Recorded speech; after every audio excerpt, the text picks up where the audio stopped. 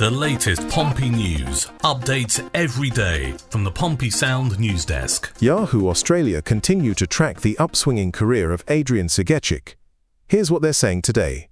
Adrian Segacic is intent on building on his encouraging start to his Portsmouth career as he continues to push for a Socceroos debut. The former Sydney FC star was part of the Socceroos squad for this month, 2 games against New Zealand, but wasn't used at either of Australia's wins. Following the 2-match series, Socceroos coach Tony Popovich urged Segacic to keep working. He's had a taste of the Socceroos now in camp, and he has to go back to his club and work like all the other players, keep performing well, and we'll see for the next camp next month, Popovich said. And ahead of Pompey's English Championship home clash against Sheffield Wednesday on Sunday morning, AEST time, Segacic said that was what he intended to do. I've got a couple of goals, and the form that the whole team are enjoying has definitely helped me to settle here, but I know that there is still a long way to go this season, and I have to keep working hard to help the side, the 21-year-old attacker told the Portsmouth website. The mood is really high at the moment and everyone's feeling confident ahead of our return to Fratton Park.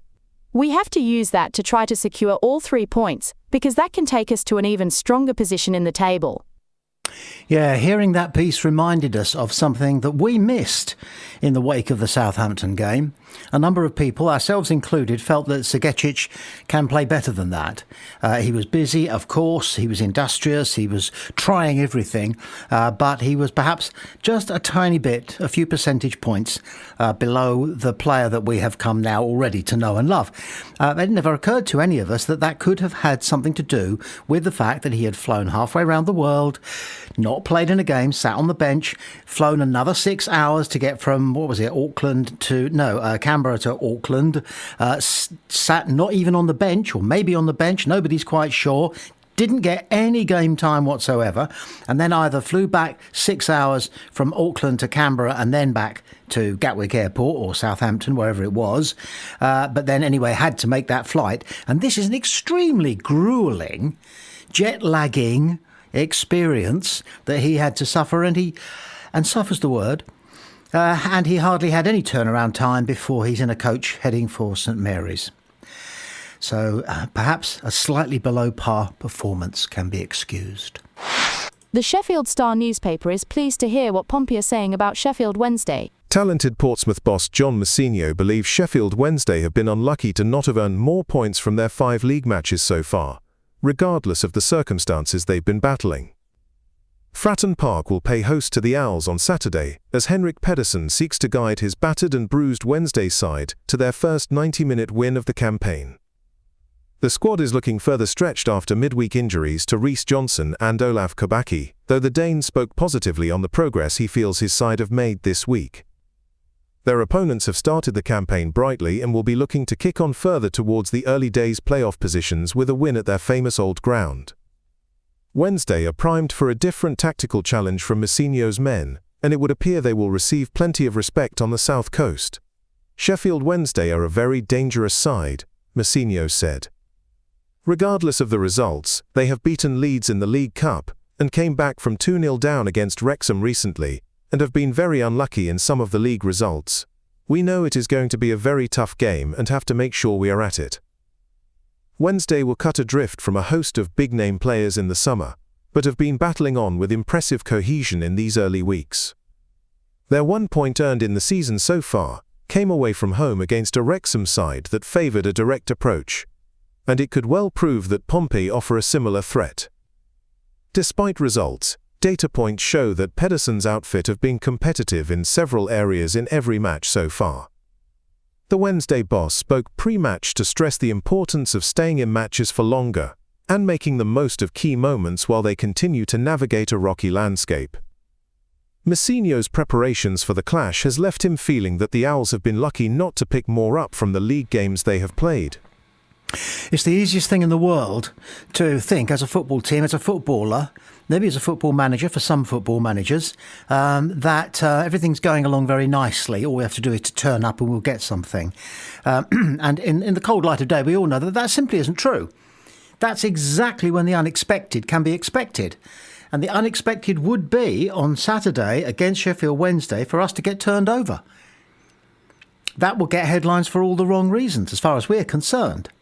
So Mousinho is doing the right thing. If you listen to Steve Bone on Pompey Sound or his podcast, he'll be agreeing wholeheartedly with John Mousinho, saying to his players as they trotted into the dressing room after that excellent 0-0 draw at St Mary's, right, forget about that. That's over. That's done with. That's history. What we're thinking about now is Sheffield Wednesday. We want 3 points. We want 3 clear points. We want 3 clean points. We don't want to have a nail-biting finish or anything. We want to finish them off if we can early in the game. A couple of early goals would be nice. And then keep hunting for the third. That's how we're going to approach it. We have to respect this side in order to get that kind of a result. We mustn't think that because they're decimated, literally down amongst the dead men, we must imagine that they are an equal opportunities visitor on Saturday. That there's every chance that they could spring that surprise. That's how they have to look at it. They've got to come out fighting, battling for their lives against the Sheffield Wednesday side who you would think were there for the taking. There are no sides there for the taking in the Championship, not even sides that are suffering in the way that Sheffield Wednesday are. Those players have pride in themselves. The club has enormous pride in itself. It has that tremendous history. It has that tremendous fan base. So we're in for a game on Saturday, whether our heads tell us that's the case or not. Our hearts and our knowledge of football tells us there are no easy games anywhere in any league, but the Championship, definitely not. So it's fingers up, heads up, chins up, not fingers up. Leave it in, it'll make me laugh. And let's get at it, as John Mousinho puts it. Get at it. Fingers up. Pompey Supporters Trust have had their statement supporting fans of Saturday's opponents reported in full in Sheffield newspapers, it reads. As Pompey fans, we know all too well what it's like to have owners that are destroying your club. Whilst those days are thankfully behind us, there are still clubs where the fans are going through the same anguish that we felt over a decade ago.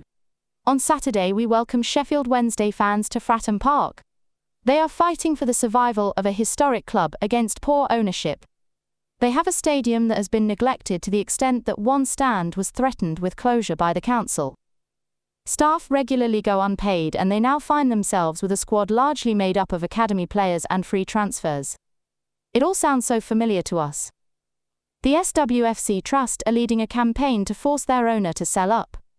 On Saturday they will continue this with a protest against the ownership of their club. Their protests are designed to not disrupt the matches, and they will display a banner protesting against their owner. They have also adopted the colours of black and yellow or gold as a symbol of their campaign, and you will see many fans wearing shirts in these colours. The PST stands in solidarity with SWFC Trust in this campaign. We may be rivals for 90 minutes on Saturday afternoon, but the wider picture of football needs fans of all clubs to work together to eradicate the scourge of bad ownership. Therefore, we invite Pompey fans to consider joining us in supporting their campaign. That's brilliant, isn't it? And for what it's worth, I don't remember any fans coming out and doing for us what we're doing for Sheffield Wednesday on Saturday. So well done, our Supporters Trust. And I will just say on a personal note that the chair of the Supporters Trust, Donald Bass, is something of a friend of our family because he is an excellent school teacher in his Monday to Friday guys, and he taught my youngest son and was absolutely brilliant. So he's brilliant in two spheres. I think he's running the Portsmouth Supporters Trust superbly well. He's also an excellent school teacher, and number three, he's a good bloke.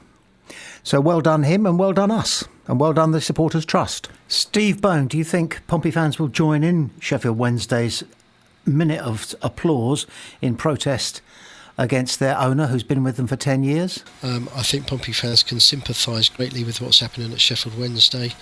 You know, a lot of people are saying the club has been destroyed by the present owner. He's hanging around and they're drifting, and they've got transfer embargo. They could end up in League One next season. They could have gone out of business, I think, a little while ago if things hadn't happened that happened. So, yeah, I think Pompey fans will sympathise with that and will be happy to join in with a minute's applause. But if Pompey score halfway through the minute's applause, it will be forgotten. And you can hear all of what Steve Bone has to say in his excellent podcast, which you can find at Pompey Sound Podcasts on your provider, whether it's Spotify or whatever. Or, of course, you can hear it on our output. We'll be playing his piece out through until the next time, really. It's brave of him to make his prediction, which he does.